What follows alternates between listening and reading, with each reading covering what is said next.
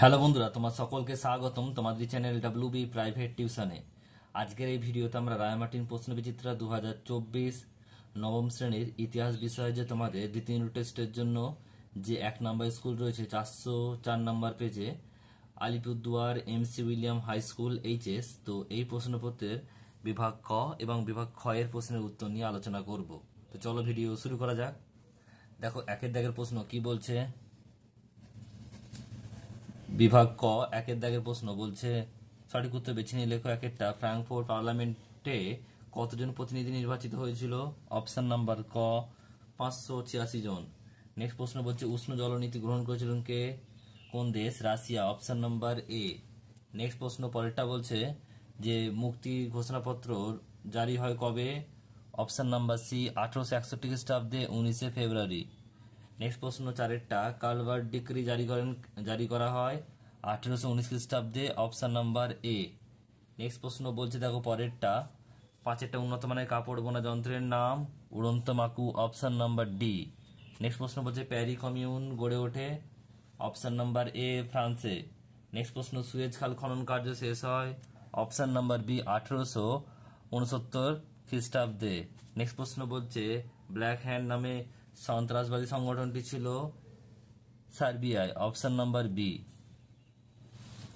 Next প্রশ্ন পরে রয়েছে দেখো দুইয়ের দাগের বিভাগ খ, দুইয়ের দাগের এর দাগের বলছে দুইয়ের দাগের বলছে নিম্নলিখিত প্রশ্নের উত্তর দাও। এর দাগের বলছে পূর্ণবাক্যে উত্তর দাও। একটা বলছে কঙ্গো কাদের উপনিবেশ ছিল? উত্তর হবে বেলজিয়াম। উত্তর কি হবে? বেলজিয়াম।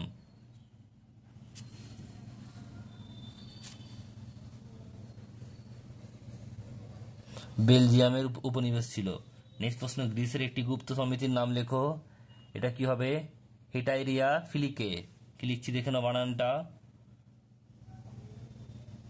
হেটাই হয় কা, টয়ে আকা, হস্যই, রয় হস্যই অন্তস্থ একা। হেটাইরিয়া ফিলিকে। ফয় হস্যই, লয় হস্যই, কয়েকা ফিলিকে। নেক্সট প্রশ্ন রয়েছে তিনেরটা বলছে প্লাম্বিয়ার্সের চুক্তি কত খ্রিস্টাব্দে স্বাক্ষরিত হয়? 1858 খ্রিস্টাব্দে। 1858 খ্রিস্টাব্দে।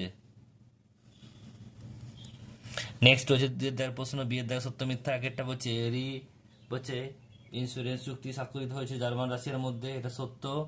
নেক্সট প্রশ্ন 3 সম্রাটের চুক্তি ভুক্ত দেশগুলো রাশিয়া, ফ্রান্স আর হচ্ছে অস্ট্রিয়া, এটা মিথ্যা। এখানে জার্মানি হবে, অস্ট্রিয়া হবে, ফ্রান্সের জায়গায় রাশিয়া হবে।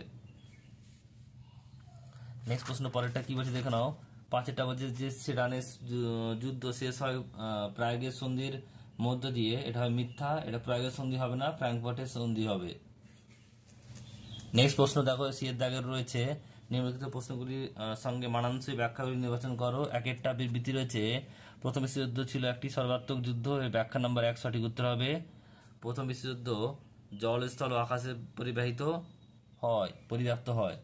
এরপর দুইটা বলছে বিবৃতি লেনিন 1921 খ্রিস্টাব্দে নতুন অর্থনৈতিক নীতি এনইপি ঘোষণা করেন। ব্যাখ্যা নাম্বার 2 সঠিক উত্তর হবে।